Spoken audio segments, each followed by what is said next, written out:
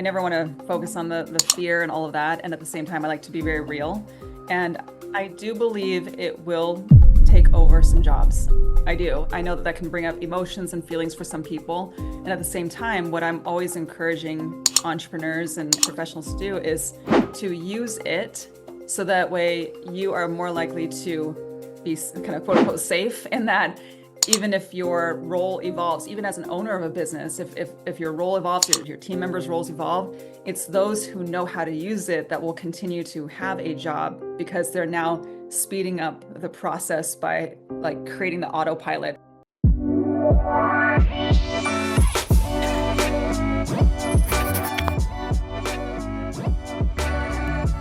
Welcome to today's episode. I'm so excited to be talking with such a good friend and colleague of mine, Amy Yamada, and we're going to be diving into AI. And really, what I love about the way that Amy talks about AI is keeping your soul, making sure that you're not coming across as a robot, as vanilla, and how you can use it in your business. So, welcome to the show, Amy. Yeah, thank you so much, Samantha. I'm so happy to be back. I appreciate it. Yeah, so we've been connected for literally years. You've done all sorts of things. You're amazing at messaging. You're amazing at VIP days. But the last couple of years, you have really dived deep down the AI rabbit hole. And you were probably one of the first people that I saw, like your speed to market when ChatGPT came out was super fast. I was like, what do we use this thing for? Oh, lucky Amy and Ken have written a book. Like, now I know what to do with it. So tell us a little bit about how you got started in AI, or like what was that thing that made you go, this is the thing that I want to be known for, or this is the thing that we're going to follow. Yeah, I mean, it's so crazy to think about the journey over the last couple of years at this point because it's just been such a whirlwind, and it's not something I would have ever imagined as an entrepreneur. You know, you go down a path that evolves over time, and then it just completely shifted into the AI world, and it really felt extremely organic. It wasn't really planned out, to be totally transparent. I just remember when I first experienced ChatGPT, gosh, it was like what, November 2022, and I just saw what it could do, and I think a lot of people have had that experience the first time they use it and tell it to do something, and it's like boom, it's done. Wait, what is happening here, right? So I knew that Yeah. this was going to be a really like a next big thing, and even though AI technically has been around for a long time, ChatGPT becoming mainstream, I feel like that was a really big like announcement to the world of like AI is here and it's for everyone. So as I dove into it, I thought, gosh, I'm a words and messaging person, right? I've always loved Mm-hmm. messaging and communication and authentic marketing and how can I connect with my audience? How can my clients connect with their audiences in a way that's real and true and not just marketing fluff? And so I thought, I wonder if I could bring in what I've been training my clients to do for the past now 13 years, or even before that, I worked in the corporate media where it was all about the programming and the audience and how does that connect and how do we bring in the advertisers and the sponsors, and so it's always about connection, right? So to make a long story short, I start off with really focusing on training ChatGPT on how to write in my unique authentic voice, and I know there's a lot of people who do that now, but very early on I figured out a way to do that, and then it has just evolved from there. So I just I just dove in because I saw something really powerful and I thought, you know what? I think that I can initially integrate this into what I've already been doing inside my business so I can make things easier for my clients where they can accelerate their results and their success by leveraging AI. And then from there we have now launched different software products, and now we're in the thick of a much bigger collaborative launch, and bringing this whole, entire bot system where you can have a team of bots working for you. So it's, and I'm like a lot of people in the world, it's there's a part of it that is scary, right? There's a part of it that's like, Mm. oh, is AI taking over the world? It can have that kind of sci-fi feeling. And so I'm just doing my best to really think about how can we use it for good and how can we be a part of the evolution of AI versus be so scared of it. So Mm. yeah, so it's been quite the journey. I think it's a very exciting time, and I just like being I like being on the edge of it, just like innovating, and it's gotten me so out of my comfort zone, Sam. Like I'm just like, okay, I'm gonna figure this out. And a lot of it is just when you're in your own world or in your own way trailblazing, it's really uncomfortable. And it's also a great Mm, challenge. So yeah. yeah. You bring up a really good point that do we want to be involved in this? Because there's so many people pushing back and saying, I don't want to be involved in it. I don't want to be a part of it. But the thing to realize is that AI is here, whether or not you push back or not. And if we push back, we are not going to be involved in the creation of it. And I'm thinking specifically about LinkedIn and the way that AI is being used within LinkedIn at the moment. It's Mhm. collecting the data. So if we don't interact with it, we're essentially silencing ourselves. And I've seen stats talking about women, especially sort of that around that 50-year age. Obviously it's a span, but women in that age group are not having anything to do with AI. And essentially, that means that we're silencing a whole group of people. So if we're not involved in it, to me, that's crazy. We're just handing the power to someone else. What can you speak to in regards to that? Yeah, I couldn't agree more. I mean, and it's interesting. I think you mentioned women. I what I found is that whenever I've been in a circle or a meeting with AI experts, often I'm the only woman. And I Yeah. look around, I'm like, where are the women here? Yeah. And I think that, and I understand it in that if I didn't jump in when I did, I would likely be that woman who's like, oh, I don't want anything to do with this because it would scare me and make me uncomfortable. However, I just see what is possible now, and I think that it's just like it's as revolutionary, if not more, than when the internet first came out or when we first started getting our phones, right? Like, I mean, I Mm-hmm. know I'm Mm-hmm. dating myself, but I remember I wasn't until I was like after college that I got my first cell phone, And so, Yeah. and at the time I was like, why do I need a phone with me? Right. Like, why do I need to carry, like, I was just thinking about like a phone, right? Like, why would I need to carry that around when people can just reach me at any time? And now I can't imagine not having it.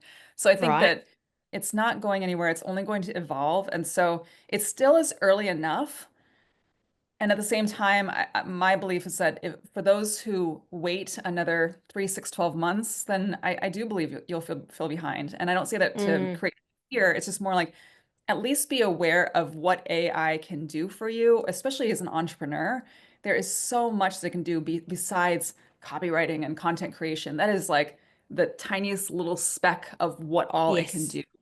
And I know the key thing is to not get overwhelmed, but to think about, I wonder if AI could help me save time on this task or help me Mm-hmm. to create this so that I don't have to spend hours and hours creating this thing that I used to have to do.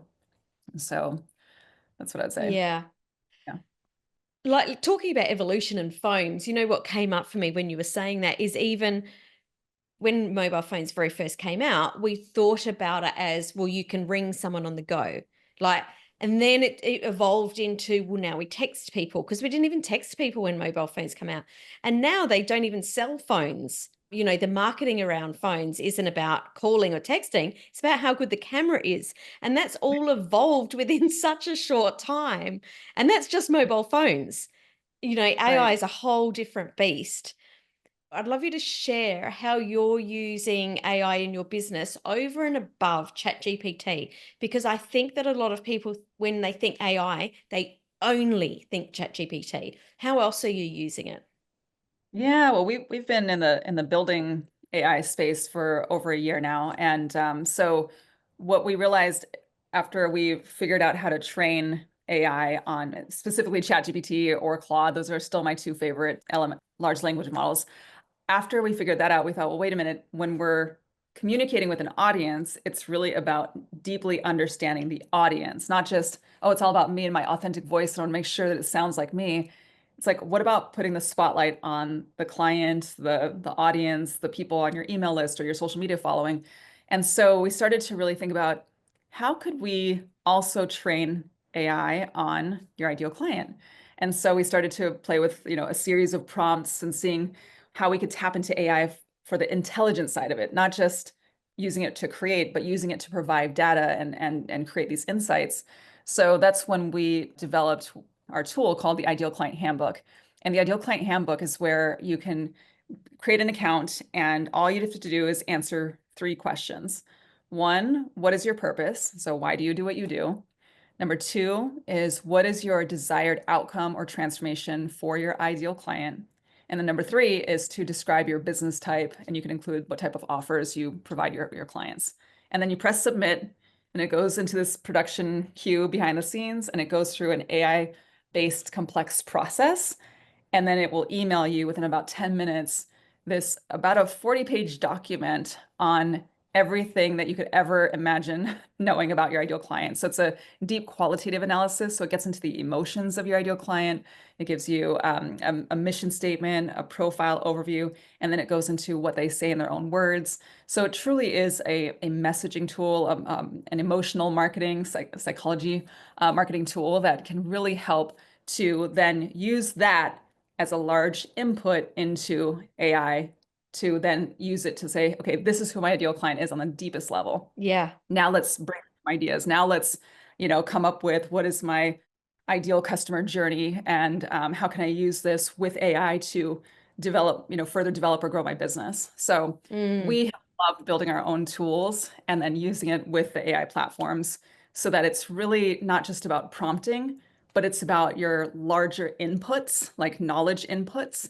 So you could say, hey, here's a lot of information. So instead of just using AI to write for you, you're actually using it to read and analyze and comprehend what it is that you're trying to do. And so whenever somebody says, "Oh yeah, I tried ChatGPT, but what it gave me back was not good," I'm like, Yeah. It didn't work. It "It sounded didn't wrong. It work." was And off. I'm like, it's that garbage in, garbage out, Yeah. It's just like if you worked with a team member and said, "Hey, here's a little bit of information about my business. Now go do your job." And they're like, "Okay, I have skill sets and I know your website, I know a little bit about you, but I want to make sure that I do a really good job for you." So there would be information, there would be education, there would be training, there would be company culture, there would, right? Like we need to give it more so it understands what it needs to do to be successful for you. AI wants to be successful for you. So it's up to us as entrepreneurs or whomever is using AI to say, okay, what information can I feed it? Not just little prompts, but information. Like you can go really deep so it understands what it is that I want to talk about or to figure out. So there's just so much more that it could do. Yeah. I find it really difficult to talk about how amazing this handbook is. Like, even listening to you talking about it, then I'm like, in my head, my husband Leon's got one for our ideal clients.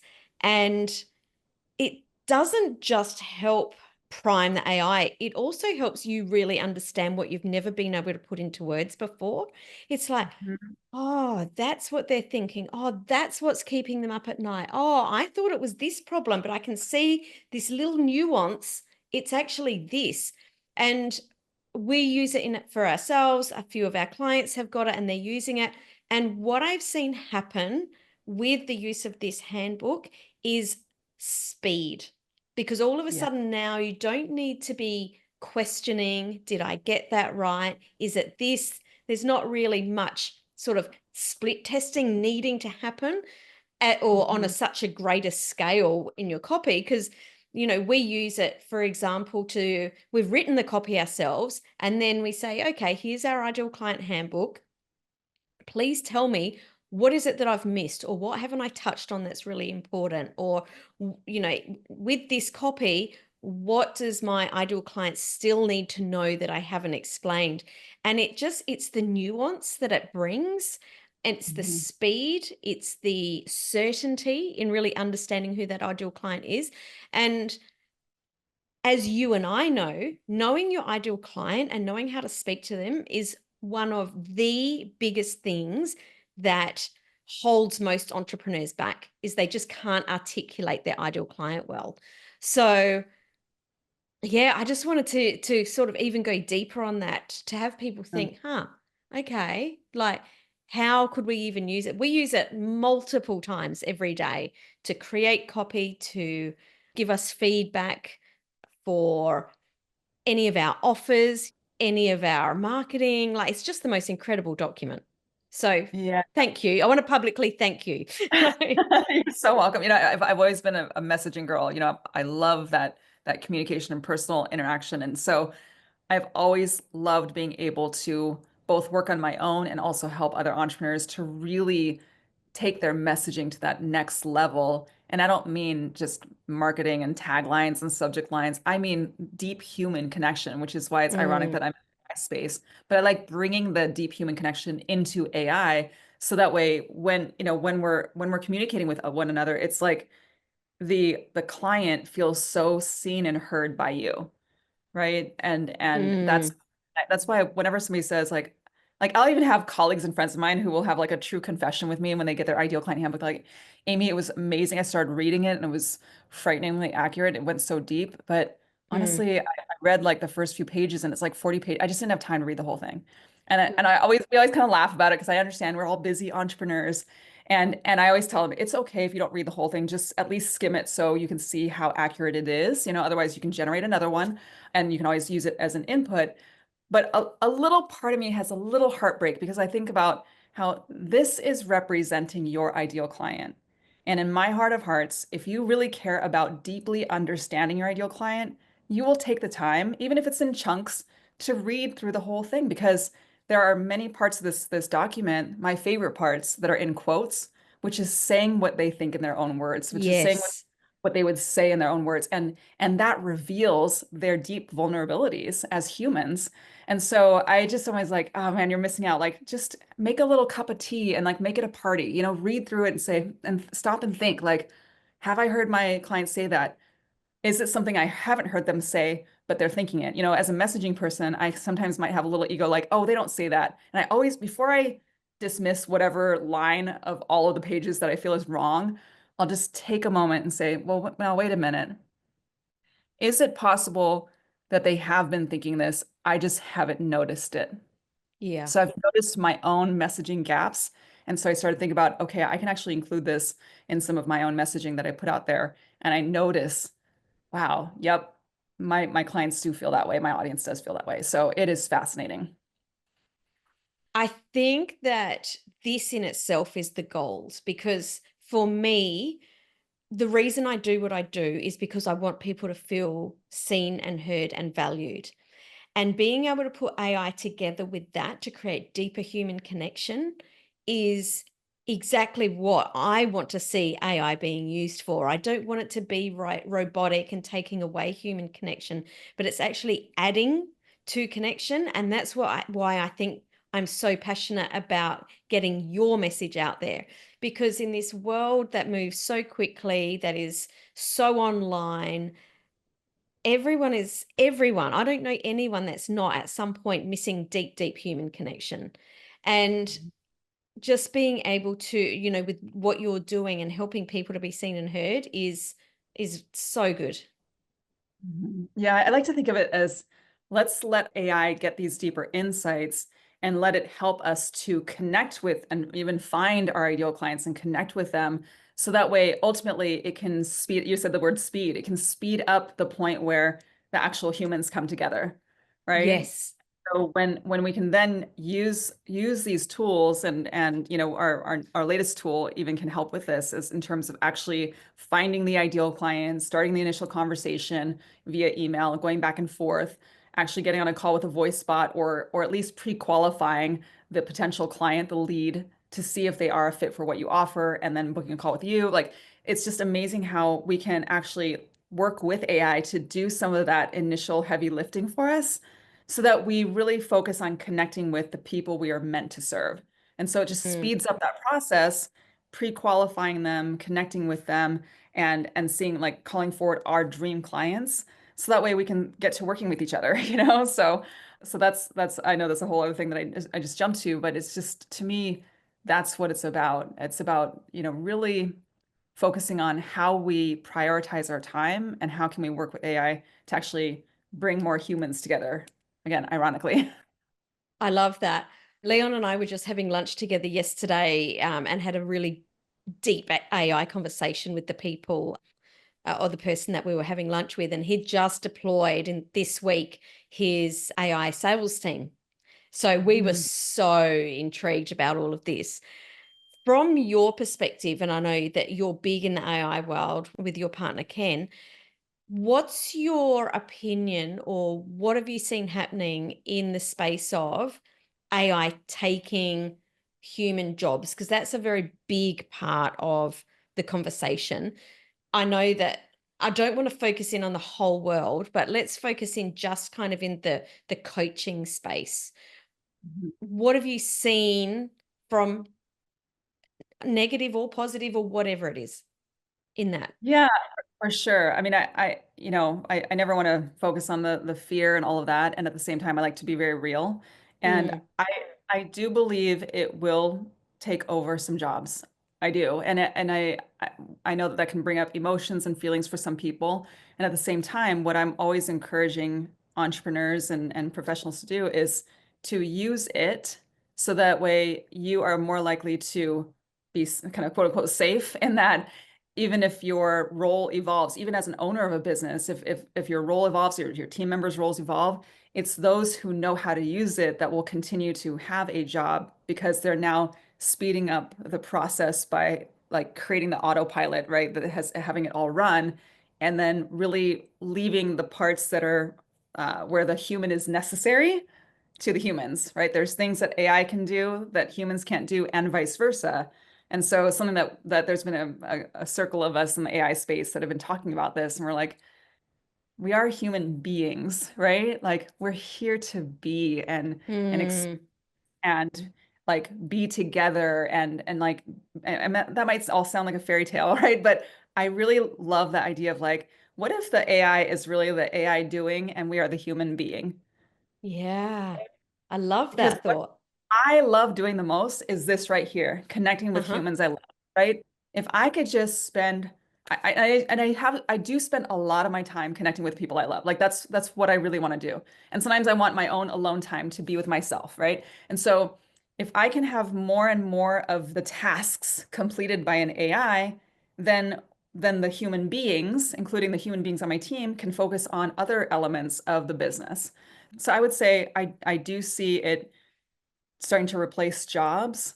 And I see it doing things that we haven't yet been doing and up until now. Like some of us are developing different types of really cool AI software that is creating such a personalized experience. So for example, one of my colleagues, he developed this for one of his clients. I'm not remembering all the names of who was involved, but essentially imagine where you have a landing page, right? And the Mm-hmm. landing page is about like it could be a sales web page or an opt-in page, and it has its copy and it's being sent out to your email list. You know, it's the same page that's going out to everybody, right? For your Yeah. audience. Imagine if instead of it being the same for everybody, it has studied every individual person and the words on the page are refined specifically for each individual person. So it's almost like one to one, even though it's one to many, but it's Mm-hmm. personalized and specialized for each person, right? So that blows my mind because then the person, as you and I love this, will feel seen and heard like, wow, this is really speaking my specific language, not just me as a part of a demographic or an audience, but me, right?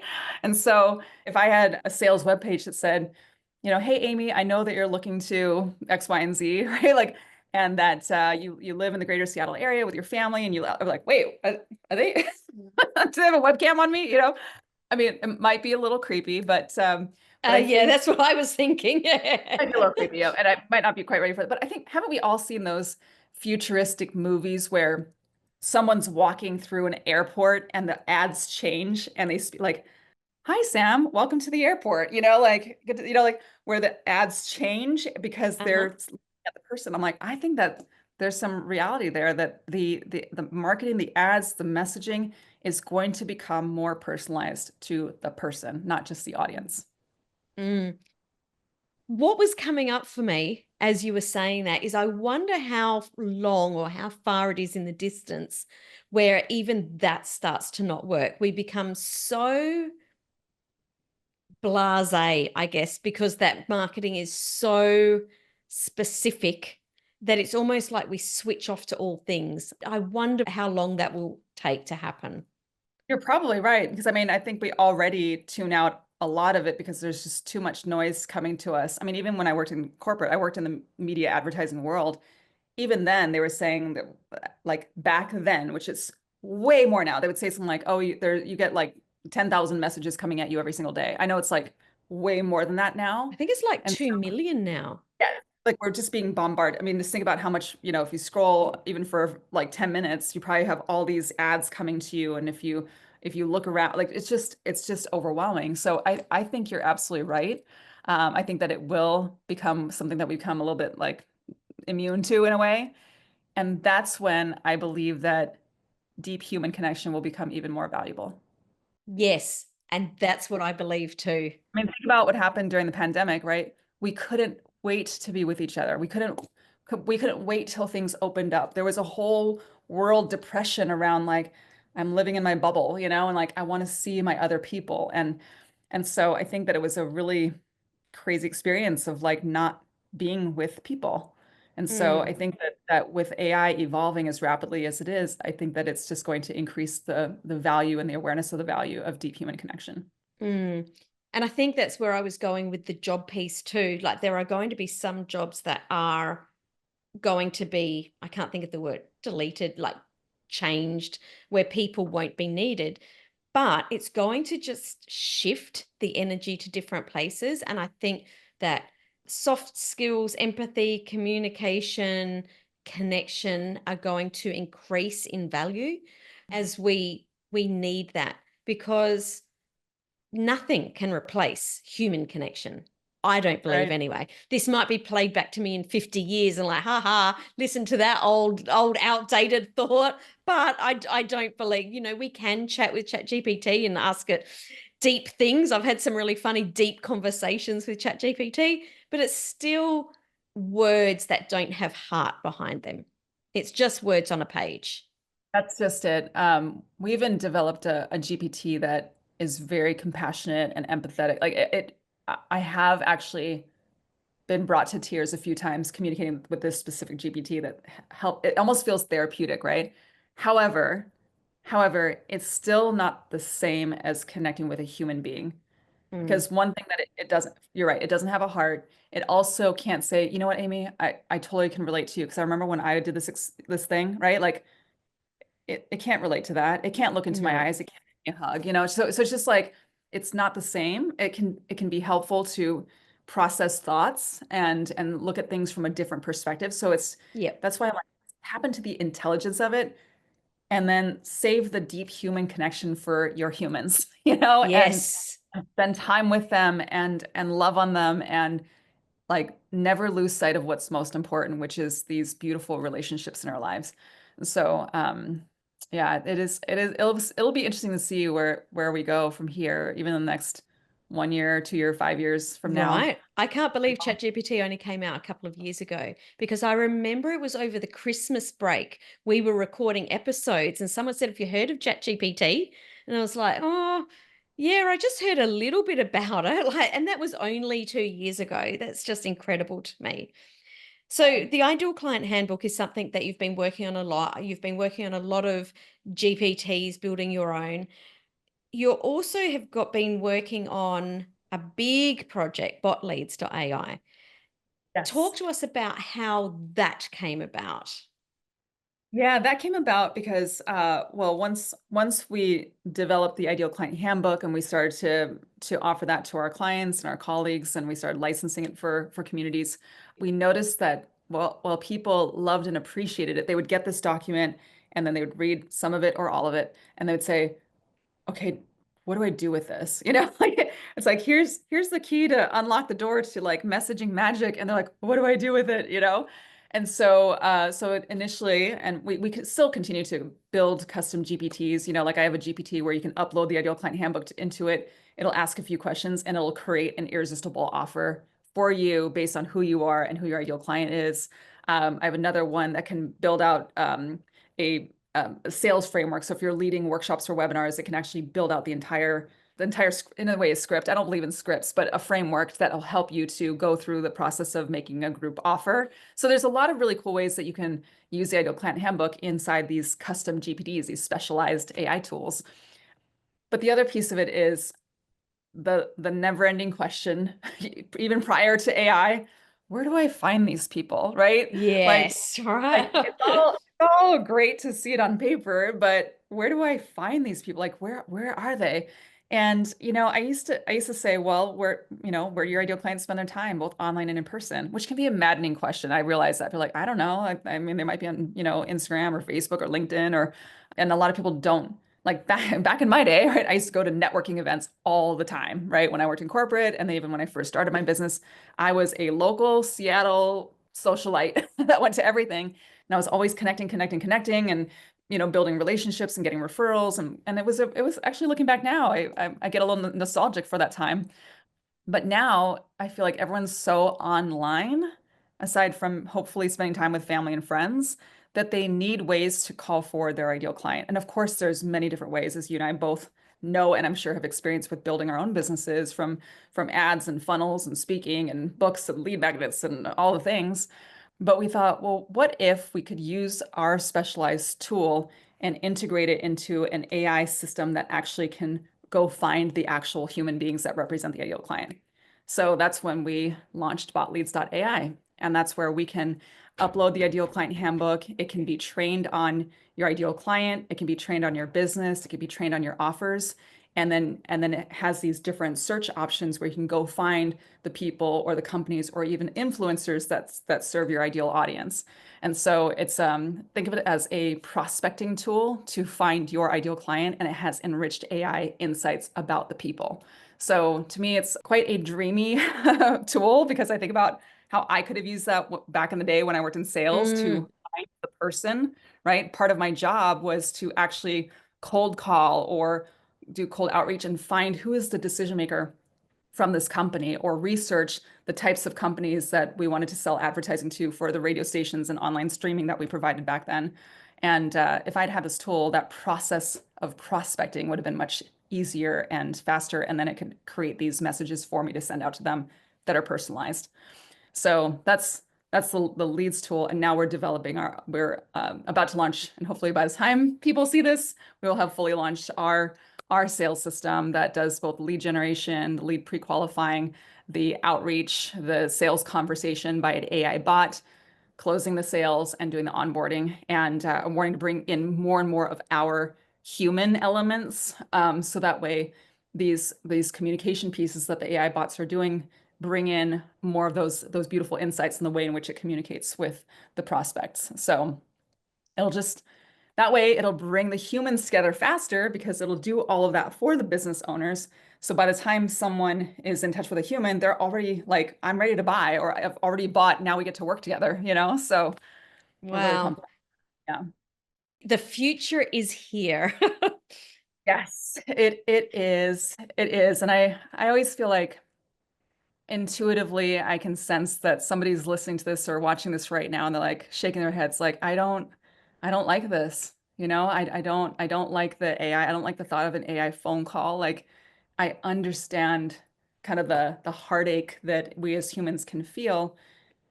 And at the same time, I think about how often you or I call a company because we need answers. And the thing that they're not answering saying, "Oh, hi, this is Comcast. How can I help you?" It's saying, welcome to our call, our phone tree, right? And I'll say, oh, thank you for calling Comcast. If you're calling about billing, press one. If you're calling about right, and you go this, and you're like, oh my gosh, can I just get to a human being to answer my specific question? Yeah. So we're already dealing with non-human automated services. So imagine, instead of that, if we could just call the business, and the business say, hi, hi, Sam. Thank you so much for calling us. Thank you for being a customer. How can I help you today? And you said, oh, well, Mm. I just needed to call in and change my address. Awesome. I see here that your address has been this. What would you like to change it to? Right. And just like, okay, great. Has this satisfied you? Yes. Okay, thank you. Right. Like, Speed, speed. client satisfaction, right? Or even when you need something, and you reach out to, I had this happen recently where I needed my car auto detailed, and I reached out via Yelp. We use Yelp here in the US to and I think you guys have it over there, but use Yelp to like find the businesses that have auto detailing services. And the first business that got back to me took an hour to respond to me. Another one took a day. Some of them never reached back out. I'm like, I am a buyer ready to buy right now. Mm-hmm. why is no one getting back to me? Right? When you all have my message and I'm ready. And if I don't care if it's an AI, if something would have said, thank you so much for your interest in auto detailing. Can you tell us what's happening? What type of car you have? Great, awesome. Would you like to, this is how much, what specifically you're looking for. This is how much it is. Would you like to schedule your appointment? Done, done, right? I could not agree more. I was just saying to Leon, probably about a month ago, there was three things that I was really looking to buy. And I said it was absolutely frustrating. I had my credit card in my hand, ready to hand it over, and no one would take my money. I was like, come on, people. People, there's a big talk about the economy and people aren't buying. There's people that are actually wanting to buy that are being or having walls put up in front of them. There's friction there. There is people out there ready to buy. Just make it easy for them to buy what they want. Yes. Make it easy. Make the whole onboard like the communication and the onboarding easy, and your clients will be very happy and you'll actually get Mm, the client. So like, I think a lot of businesses are missing out on so many wonderful clients that are ready to buy from them or invest in them. They're just not getting back to them fast enough. mm, So speed mm, is everything. When people want something, absolutely. they want it. Like we've become an impatient human, right? Like as humanity, Yep, we're like we want things quickly, we want them right away. And so usually it's the first one that gets back to us that gets the business. So 100%. it's important for us to put ourselves out there, make sure that when people do show interest, that we are serving those people and we're seeing if they're a fit. And then if they are, then here's the offer, right? Yeah. No, I know AI is working so fast, so I'm not going to ask a very long question, but what do you see happening within the coaching space in AI in the next 12 months? Oh, well, I think there's going to be a lot more like personalization because of AI. So, for example, one of my friends and colleagues, he has a newsletter that is AI powered, where it will write the newsletter. So it's kind of like the landing page example I was giving you. Well, it will write the newsletter based on who's receiving it. So the overall framework of the newsletter will be the same, but then it will then understand and experience what not only what is the recipient reading, but what are they clicking on, right? Mm, And whatever they're clicking on is what they're actually interested in because that's where they're hmm. taking action.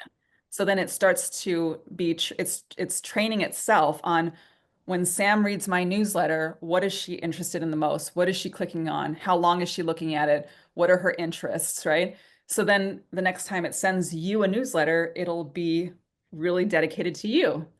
And then the next step of that is for it to and this is the part I don't quite understand yet, but somehow it will better understand your personality type and the language you like to use. So even the messaging within the framework of the newsletter will be more in the way that you would better receive it.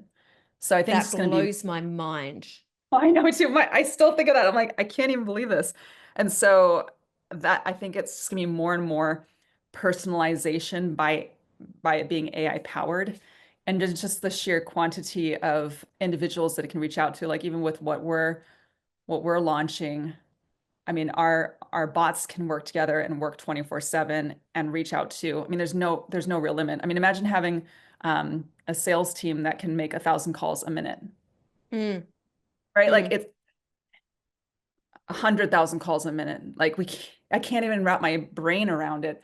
So I think that for those who really are diving into the deep end, who want to scale and grow their businesses, I mean, they will still, hopefully it takes like we're not going there yet because we don't want the system to break, right? So we're like, okay, let's start here and then see where we want to go from here. But I think that there's just going to be a lot of rapid growth because now we have bots that can do things that human beings cannot do. I can't call a mm. thousand people at the same time. Nobody No, can, right? no. Having that level of that quantity, that sheer quantity of personalized outreach is just, I still can't believe it that it's possible, but it's happening. So, Yeah, yeah, yeah. yeah. Amy, how can people connect with you and follow along on this amazing journey that you're on? Yeah, for sure. Well, we'll share the links to my beloved products with idealclient.ai, and that's where we really speak into how to really deeply understand your ideal client, and that's where we feature our Ideal Client Handbook that's customized, done for you, AI powered. And then now we've got botleads.ai, and that's where we've got both a leads tool as well as the complete bot system that can generate the leads, manage the leads, pre-qualify them, have a sales conversation, onboard them. So you can definitely check those pages out, or you can just reach out to me, DM me. Everything online with me is under Amy Yamada. So you can just go to my Instagram at Amy Yamada, and you can find me there. So I always say, though, if you Google my name, though, you'll find me, and then you'll find the famous Japanese novelist for trashy romance novels. She's not me. I mean, more power to her. Well, either of those sounds okay. Yeah, it might be kind of fun, but just know that we're two different people. I'm sure she's great. Maybe someday I'll meet her, but that's a different Amy Mata. That's okay. I also have a Samantha Riley in my world who's an Olympic swimmer. I, on the other hand, cannot swim. That is amazing. I love it.